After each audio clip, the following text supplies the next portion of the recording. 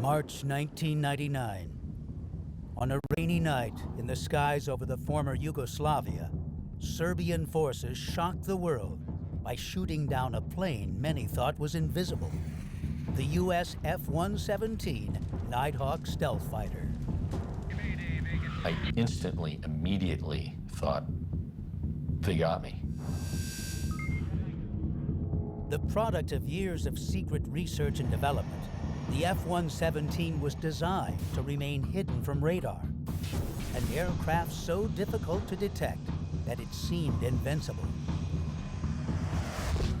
A craft known to its pilot simply as the Black Jet.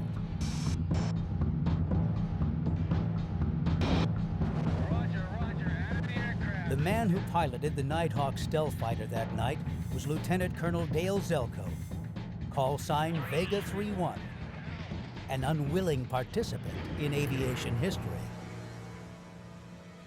But to understand how stealth technology failed, it is first necessary to know how the technology of being invisible really works, what it is and isn't, what protection it offers now, and what it may offer in the future.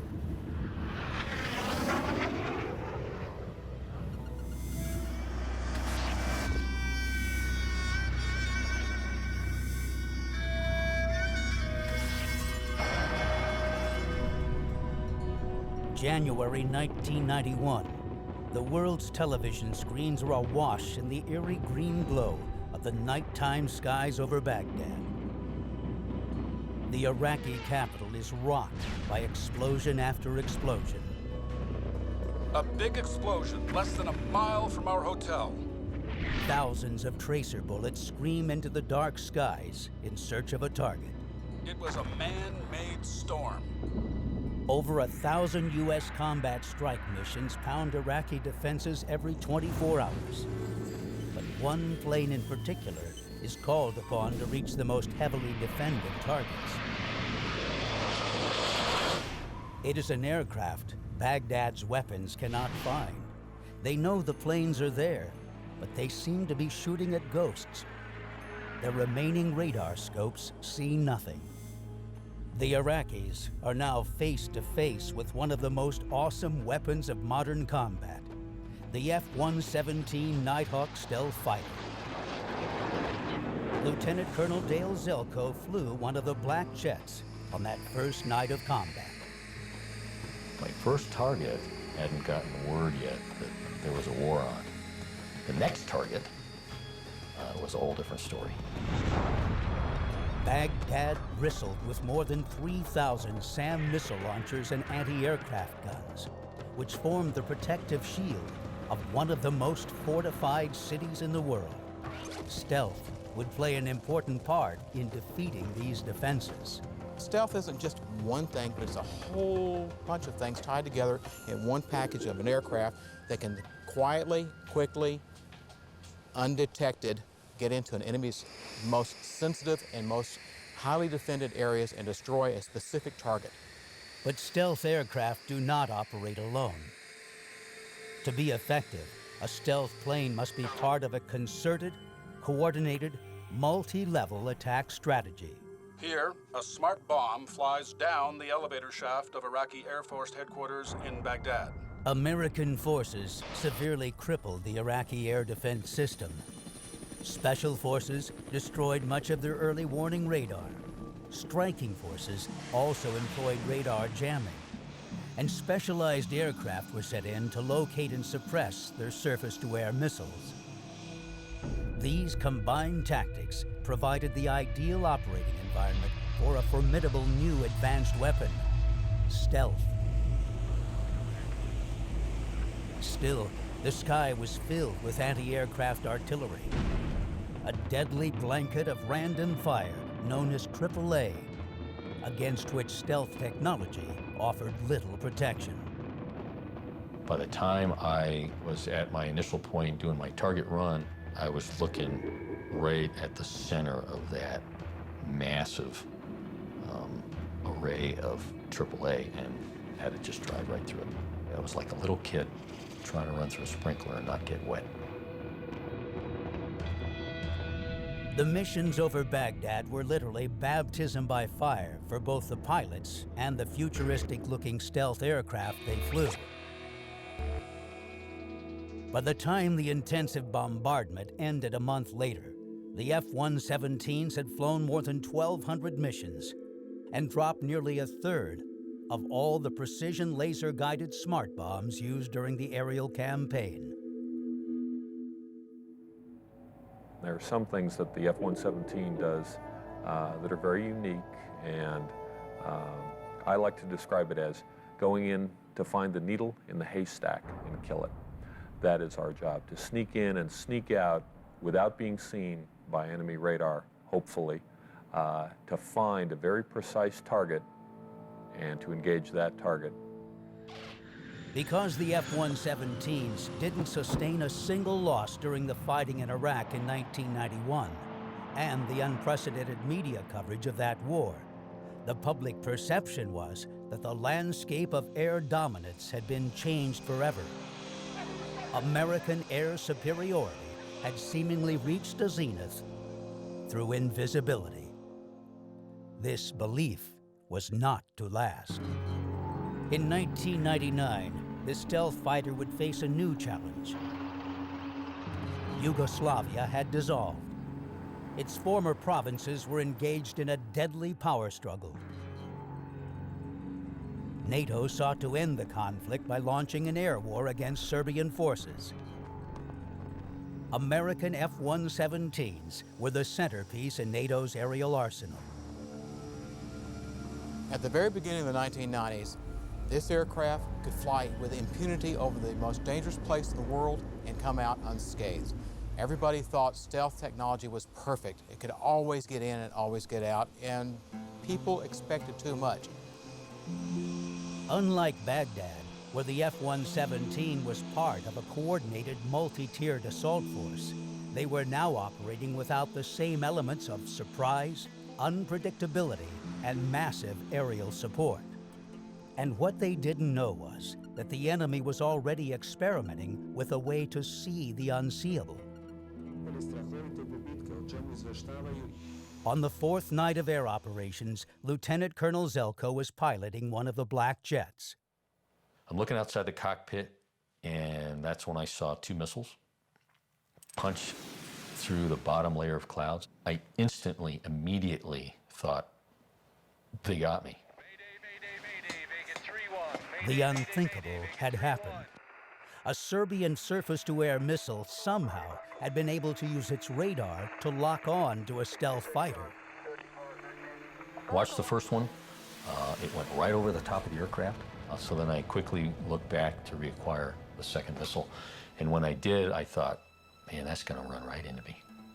Seconds later, Lieutenant Colonel Zelko's seemingly undetectable F-117 was hit. It felt to me like the entire left wing was blown off. The impossible had happened. Soon after the downing, Serbian television began broadcasting the burning wreckage of the F-117. As graphic pictures of one of the world's most secret aircraft spread around the world, shockwaves rumbled through NATO, the American Air Force, and the White House. Valuable and highly classified information about this stealth aircraft's construction and materials were now in enemy hands. But even more pressing was the question of how had this happened? How had this stealth fighter, an aircraft designed to be undetectable by radar, been spotted, targeted, and successfully brought down? Even its most ardent advocates knew that the F-117 wasn't foolproof. Stealth technology isn't invisibility, it's low observable. You can still be seen if you know how to do it. From military history, you'll look back and you'll see an advance in offensive armaments, you'll see an advance in defensive, and it's a back and forth, give and take, back and forth, and that's what's happening. Stealth itself was a counter-response to new advancements. The search to find a way to hide airplanes became critical with the advent of radar. Developed during World War II, radar rapidly became an airplane's worst enemy. By generating a pulse of energy that blankets a portion of sky, radar looks for any object that bounces back the energy it emits. The emitted signal bounces off the flying object, some of it coming straight back to the source. Conventionally, the same antenna is used for both transmitting and receiving. And though the signal returned is usually weak, it can easily be amplified. Because of this, radar can detect objects from greater distances than other sensors. By comparing the bounce-back times of the signal collected by the receiving antenna, information about the size, shape, direction, and speed of the target are formulated. This is called a radar signature. But most important of all, it pinpoints location. Planes had always been targets, but radar made them even more vulnerable. By the early 1950s, as the Cold War between the United States and the Soviet Union heated up, the need to evade radar intensified. Marked by the unveiling of 5 new missiles. The CIA needed a spy plane that could conduct secret flights. The first idea of stealth was to have a plane that flew so high that even if detected, it would be out of range of enemy aircraft and weapons. By the mid-1950s, the U.S. had its new aircraft, the U-2 high-altitude reconnaissance plane. An aircraft that could fly at the edge of space, an altitude of more than 70,000 feet. It was stealthy because at such heights it was thought to be beyond the reach of detection. But the United States would learn that flying high wasn't enough when Gary Power's spy plane was shot down in Soviet airspace in May 1960. Behind me is the reason why stealth is important. This was a hard-learned lesson by Gary Powers of the U-2, the surface-to-air missile. This one in particular is the SA-2. This is why stealth is important. These could track, attack, and shoot down American airplanes.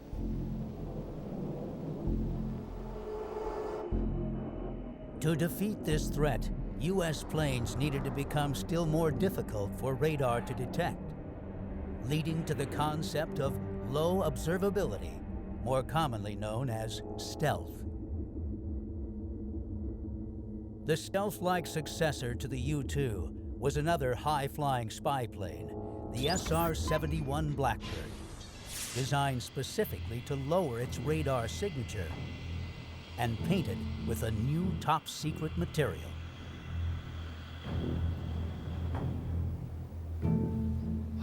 Then they went to a stealth paint that had tiny iron balls. We called it iron ball. What it did is diffuse the radar so that if you were looking at it as a radar technician, you would see a cloud, you wouldn't see an aircraft, but it was traveling so fast, it was very hard to distinguish that you had an aircraft from the radar beam.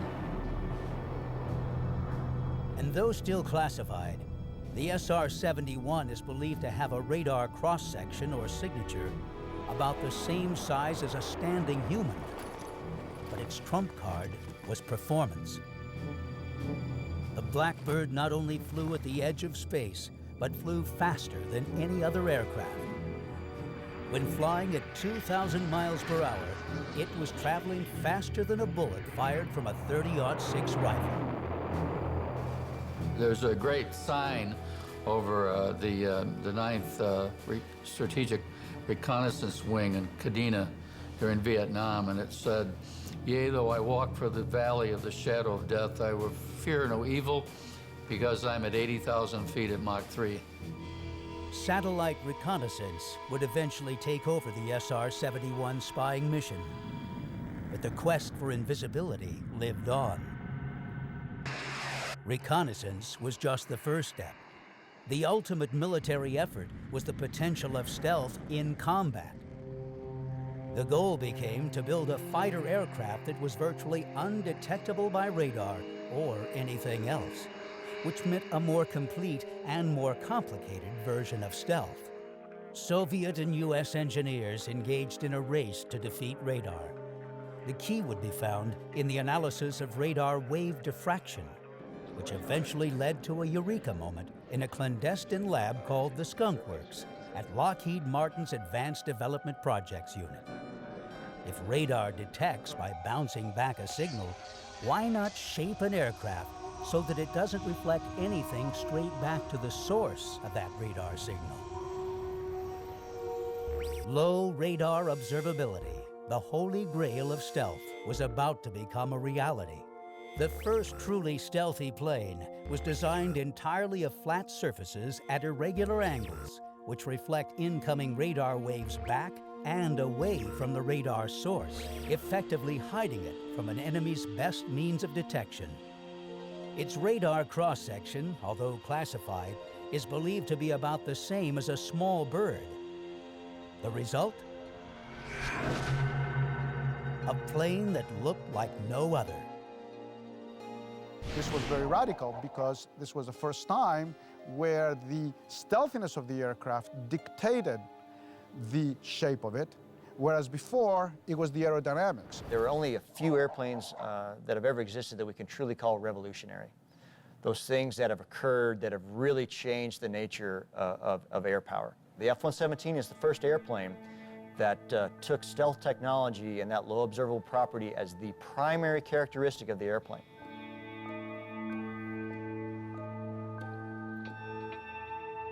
A fully loaded F-117 weighs more than 52,000 pounds. It's nearly 70 feet long, almost 13 feet high, and has a wingspan of more than 43 feet. Fortunately for its designers, the size of an aircraft has little relationship to its radar cross-section. Ohio State University's Electro Science Lab was the first to test the complex mathematics of stealth against real-world measurements. These measurements of radar wave reflection from a given target are then used to compute and assign a single number known as a radar cross-section. High number, easily seen by radar. Low number, stealthy. So how can this reading be reduced? The shape is, by far, we always say, the most important thing. So when we look at any structure, the most important component that contributes to the radar cross-section is the one that reflects from the flat surfaces. So our goal is to always make it angled so that as the signal hits it, it reflects and goes in the other direction and it's never returned back. The reflections from the edges where two surfaces meet create the most radar bounce back and are the primary factor in determining radar cross-section.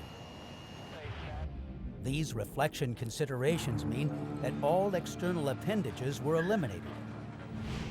There are no visible weapons, fuel tanks, or engines. They are all buried in the fuselage. There are no straight seams. Panels interlock with a sawtooth pattern.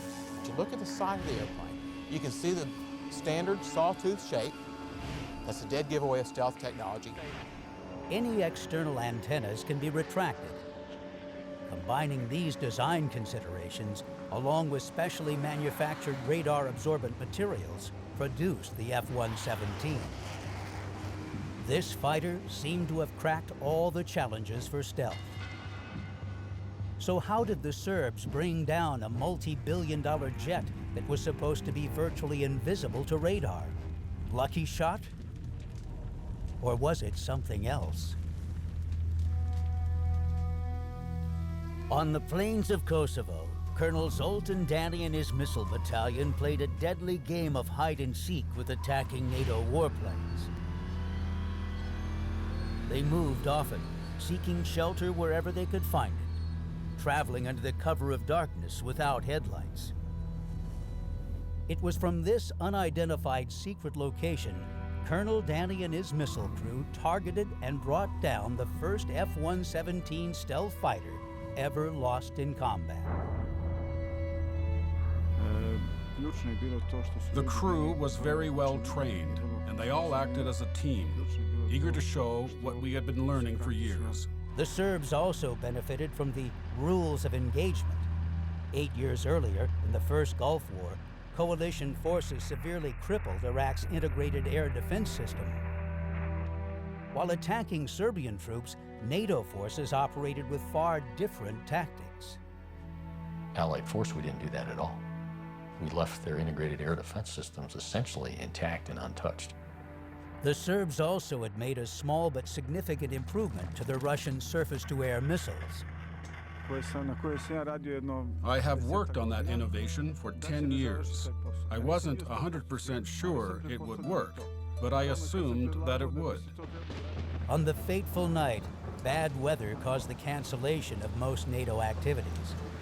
Instead of searching the sky for hundreds of targets, the Serbians would have fewer distractions.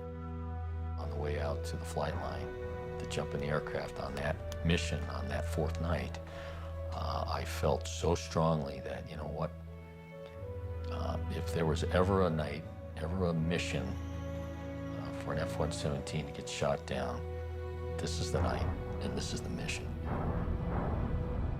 And the situation just got worse. Already in the air, a squadron of F-16s, whose mission was to suppress the Serbian surface-to-air missiles, was called off. Then the electronic radar jamming EA-6 Prowlers were not allowed to enter the airspace necessary to do their job effectively. All the F-117s had to rely on was their stealth technology. Good as it was, it wouldn't be enough. It's 8 F-117s all by ourselves against a full-up integrated air defense system with no other support whatsoever. The stage was set for disaster. We switched on the radar but saw nothing on the screen. Zilch. Then I told Ubenkovic to switch on our innovation. And then, of course, the targets appeared on the screen.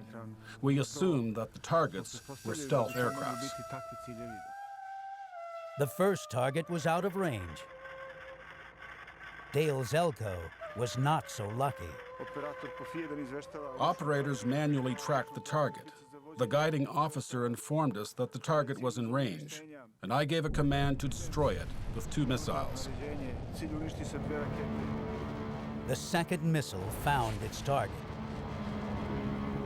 The missile impact itself was extremely violent, and the aircraft was knocked immediately violently out of control. The jet slammed into this -7 or more G-tuck left roll, and I'm absolutely pinned in the top of the straps. At this point, 7 times Zelko's normal body weight was pulling him out of his ejection seat and crushing him against the canopy. And I remember thinking, again, very calmly, very matter-of-factly, you know, this is really, really, really bad. You're probably not going to survive. His only chance of survival was to reach and pull the ejection handles.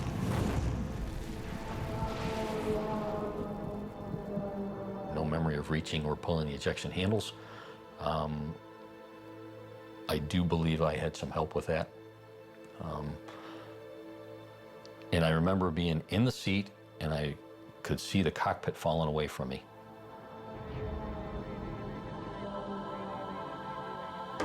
Realizing the situation and now what was at stake. Realizing that, yeah, they got the ultimate aircraft, but the ultimate prize would be the pilot. Zelko's mission dramatically changed. He was now the target, trying to avoid capture by hostile forces. As Zelko floated down from the sky, he made this radio contact to report his last known position. Go ahead. Roger, out of the aircraft. Down. Oh, damn. Oriented himself with the surrounding terrain and transmitted a burst from his locator beacon. It was a massive manhunt, and it really was an against all odds combat search and rescue. After a harrowing night of evasion, Zelko was dramatically and quickly removed from the Serbian landscape by U.S. pararescue jumpers known as PJs. On the ground, pump the two PJs out. Two PJs come, grab me, the three of us jump back in, and off we go. Was 90 seconds. Less than 45 seconds ground time, which is just remarkable, extremely professional. The fact that with all of this technology and sophistication, we pulled that thing off with a walkie-talkie, a road flare, and a $100 GPS. Just as human ingenuity and determination helped U.S. rescuers pull off an improbable coup, it was similar skill, resourcefulness, and luck that led to the F-117 downing. An older radar detection system was cleverly modified to be more effective against stealth technology. But operational tactics made the Serbs' job easier. NATO planes flew in specific corridors. Departures were observable in Italy. The Serbians could figure out basically where NATO planes were going and how fast they could get there. So you put your radars where you think they're going to be, and again, this is not invisible. It's basically designed for when you're coming in, you don't see the aircraft, but if it's flying directly over your head, you get this underside, and it's a little easier to pick up. I assume that that's what basically happened when they shot down our F-117. And once targeted, the F-117 was at a distinct disadvantage, as this early stealth design came with compromises. The black jet relies solely on its ability to hide. It has no air-to-air defense, and performance is limited. I believe there is a shape called hopeless diamond. There is a reason for the hopeless, and the hopeless is because it was challenging to make fly because it was based now for the first time on radar cross-section or stealthiness principles rather than on aerodynamic principles. In a situation where a conventional fighter jet could perform a high G turn, possibly avoiding an incoming missile, the F-117 design compromised this performance to stealth. And the need to minimize its heat signature meant engines with no speed-enhancing afterburners. The whole design of it was to capitalize on its stealth technology, so it doesn't necessarily have the same maneuverability or the same amount of excess thrust that an F-16 or F-15 would have. The Nighthawk needs to remain hidden in order to survive, so attention is paid to every possible source of radar reflection. You can really see some other aspects of this aircraft for stealth technology when you look at the air intakes. The turbofan turning on a jet engine makes a wonderful place for radar to bounce back. All these different shapes bounce the radar further away. In addition to these design features, the F-117 is coated with radar-absorbent material. This laminate-like material covers the Nighthawk's exterior. When they put those pieces of material on the airplane, they have to go back and go over it and what we call butter the airplane, so that you cover up the seams in between so that it's seamless all the way around the airplane. While still based on the principle of minimizing the return of a radar signature, the next generation of stealth would have one huge advantage over the F-117: computing power. With better computers, smoother aerodynamic shape returned. With its flying wing design and enhanced aerodynamics, the B-2 bomber brought a new look to stealth. When you look at the F-117, you see a whole series of flat surfaces on the airplane. The B-2 was the first stealth airplane that went to a smooth, curved surfaces. This has a tremendous advantage as far as aerodynamic performance is concerned. This aircraft is stealthy on several levels. The most obvious is the shape. Everybody sees it. It's the bat wing.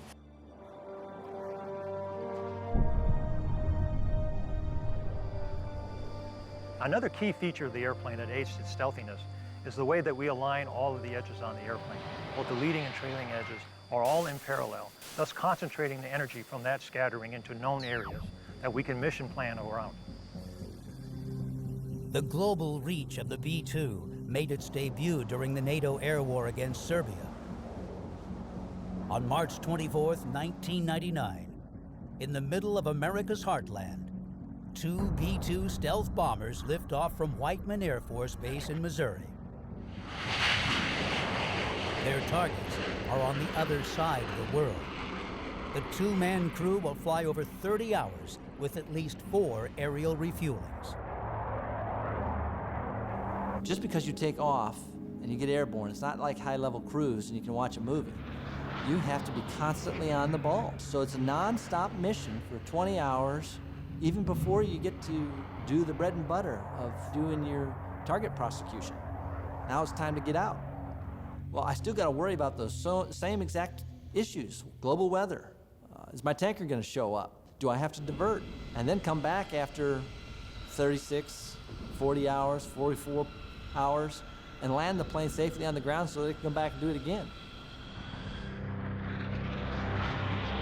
The B-2's ability to carry a large payload to anywhere in the world makes it a formidable weapon. In the air war over Kosovo, the B-2 introduced a devastating new bomb.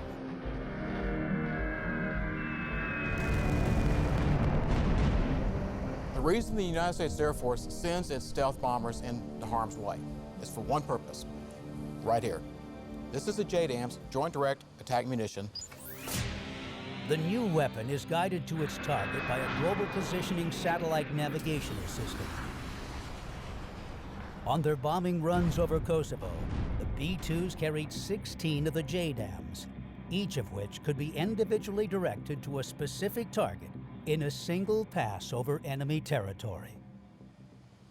Is the software tells the tail which way to move, and so that it just moves around as it falls down the ground. They can guide it within just a few meters. When you mix a precision-guided weapon inside a stealthy aircraft, the enemy doesn't know it's coming, doesn't have a radar signature, they can't pick up the infrared, and all of a sudden they get just a moment and they say, well, something's falling. Well, it's too late. That bomb is falling from 40,000 feet and it's going to find its target. In the wake of the September 11, 2001 terrorist attacks, the B-2's ability to reach any place in the world was once again called into action. Just 3 days into America's war on terror, 6 B-2 stealth bombers leave Whiteman Air Force Base for a grueling 44-hour mission, taking them halfway around the planet. Flying this plane requires a lot of faith. It has no high-speed afterburner, no missiles to return fire. Stealth is its only protection. We want to minimize our detection. We don't want to be associated with another group of airplanes that can lead to our detection. So we will fly single ship, by ourselves, alone and unafraid. Both the F-117 and the B-2 are painted black and only fly at night in order to enhance their ability to avoid visual detection. We want to mitigate as many of those factors that go into it, from employment, darkness, visual, to sound, acoustic, to infrared detection or heat, to radar cross-section for enemy sensors that are trying to detect us. All of those factors go into the whole stealth business. Radar isn't the only one. To make an aircraft stealthy, it needs to remain undetected by other sensors as well. When a plane flies, it leaves behind a trail of warm air that can be seen by infrared tracking equipment. Aircraft designers have taken a number of steps to lower the infrared profile of stealth planes. Unlike conventional jets, their engines have been buried either in the fuselage or the wings. This makes the intakes less vulnerable to radar detection and lessens the heat signature of the exhaust. Another major step in cooling down the jet engine infrared reading is splitting the exhaust stream. Instead of having one intense heat flow, baffles spread the exhaust and mix it with cooler air more quickly. The B-2 and the F-117 were developed in secrecy during the 1970s and 80s using technology of the period. Improvements have been made to stealth aircraft over time, but as the Serbian downing of the F-117 made clear, anti-stealth technologies are also advancing. They're smart. They're not stupid. They know how to figure these things out. That's why stealth technology cannot stop with this aircraft. It cannot stop with the B-2. Exactly what Colonel Danny's improvement to his SAM missiles radar was is a closely guarded secret. Even if U.S. defense experts know, they aren't telling. But there are theories on how current stealth technology might be detected. The innovations of the F-117 give it low observability by both conventional infrared and radar sensors. But it is not invisible. So what other means of detection might work?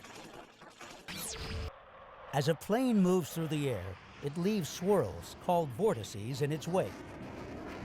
Storm vortices are routinely detected by Doppler radar, enabling weather forecasters to track severe weather. Might a super-sensitive, highly focused Doppler pick up these aircraft vortices? Conventional radar transmits and receives from the same location, and stealth planes are designed to reflect these incoming radar pulses away from their source. But a series of offset receivers could read the deflected radar from several locations, and then use simple triangulation to pinpoint the source of the deflection.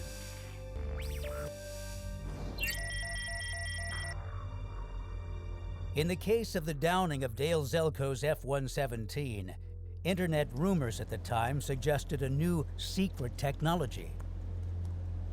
This system ingeniously used the country's existing cellular telephone network. It's called an interference pattern, and it's a lot like how the invisible man can be seen in a rainstorm. The rain sets up a visible pattern. Wherever the invisible man is, that pattern is disturbed, and he can be seen. A series of cell phone towers blanket an area of sky with a pattern of microwaves. These act like the rain, setting up an observable pattern. Ground receivers in sync with the GPS might pinpoint a stealth plane's location by reading where that pattern is being disturbed, just like the invisible man in the rain.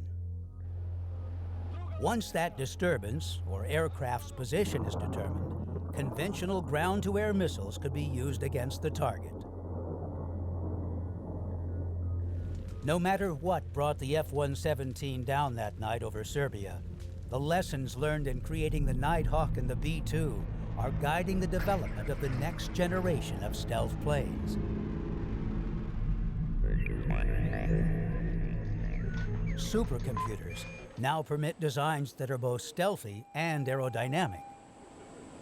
Instead of coating the F-22 and F-35 with radar-absorbent materials, the metals themselves are newly created to be inherently radar-absorbent. It's called the F-22 Raptor, a fifth-generation stealth fighter manufactured from radar-absorbent materials and boasting state-of-the-art performance in addition to stealth.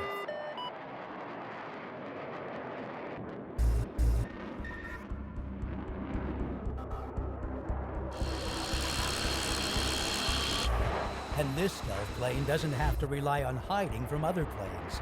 It can protect itself. The Raptor's air-to-air missiles are housed in internal bays and can be deployed in less than a second. The open bay doors expose the plane to enemy radar for less than 2 beats of the pilot's heart.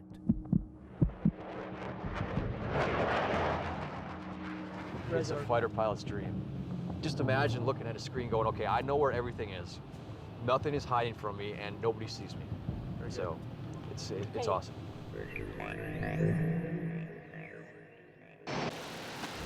A second stealth aircraft was developed to provide stealth capabilities to a wider range of aircraft. It's called the F-35 Lightning II. And like the F-22 Raptor, it's also a fifth-generation stealth fighter. It appears to be a slightly smaller, more conventional one-engine version of the beefier F-22. The F-35, also known as the Joint Strike Fighter, is being manufactured in 3 different versions in order to accommodate the varying needs of the U.S. military and its allies. And for the first time, all these roles can be filled by a stealthy aircraft. The F-22 and F-35 represent the current quintessence of stealth. But aircraft designers are looking at new stealth technologies for ways to stay invisible and to keep pilots safe from harm's way. One way to assure that is to use sophisticated unmanned stealth fighters to take on dangerous missions. Aircraft controlled by pilots who are no longer in the cockpit. In 3, 2, 1, now. This points toward one possible future of air power, and it's to use a small, unmanned combat air system.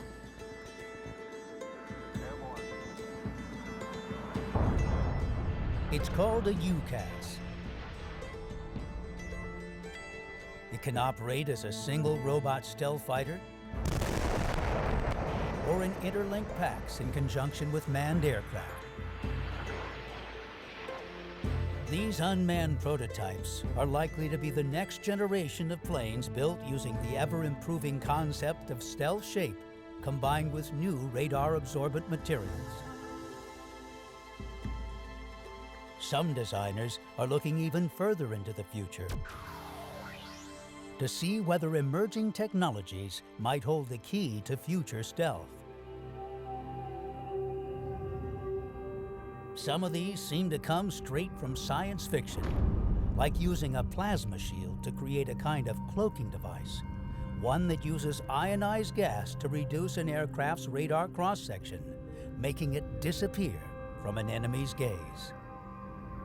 Plasma is basically an activated gas that we activate with electricity. You can see here the purple glow that is emitted by the atoms and molecules of the gas inside the chamber. Plasma is the fourth state of matter, the result of ionizing a gas. It makes up 99% of the visible matter we see in the universe. It's found in our sun, the stars we see at night, the flame of a candle. Scientists are currently testing potential applications for cold plasma and have found it to have radar-absorbent qualities. Plasma absorbs, not only absorbs, but absorbs in a wide range of frequency. So even if you have a radar that keeps changing its frequency, it could still fall within the range of frequencies that plasma can absorb.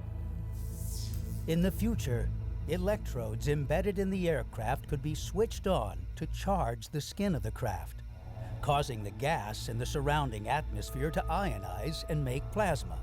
This coating could, with the help of a computer, rapidly change its density to absorb any potential radar frequency. You can make it denser or thicker or change density as quickly as possible. This is probably not feasible today, but there is no say where it can go in the future. NASA is actively developing hypersonic aircraft that travel 10 times the speed of sound. Other manufacturers have used plasma technology to reduce an airplane's drag and increase its aerodynamic maneuverability. 2, 1, launch. Combining plasma and its inherent stealth with hypersonic speed might result in an unmanned aircraft capable of reaching a battlefield anywhere in the world in less than 2 hours. We are in the pushover to negative alpha. Pushover. Stealth has changed the battlefield and the very rules of aviation engagement. and the F-117 Nighthawk was the aircraft that led this revolution.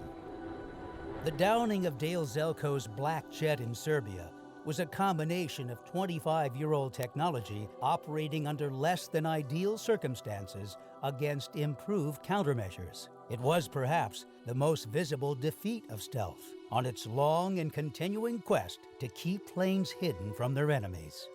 Future wars might be fought using unmanned planes, controlled by pilots half a world away in remote facilities.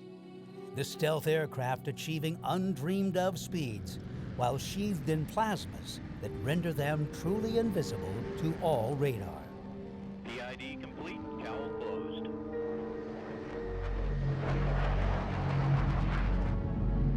But if we use history as our template, there is little doubt that the deadly cat-and-mouse game of stealth versus counter-stealth will continue, unseen, in the skies overhead.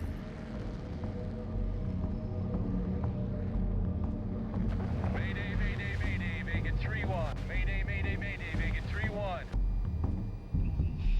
Vegas 3-1, Magic 8-6 on guard, go ahead. Roger, roger, out of the aircraft.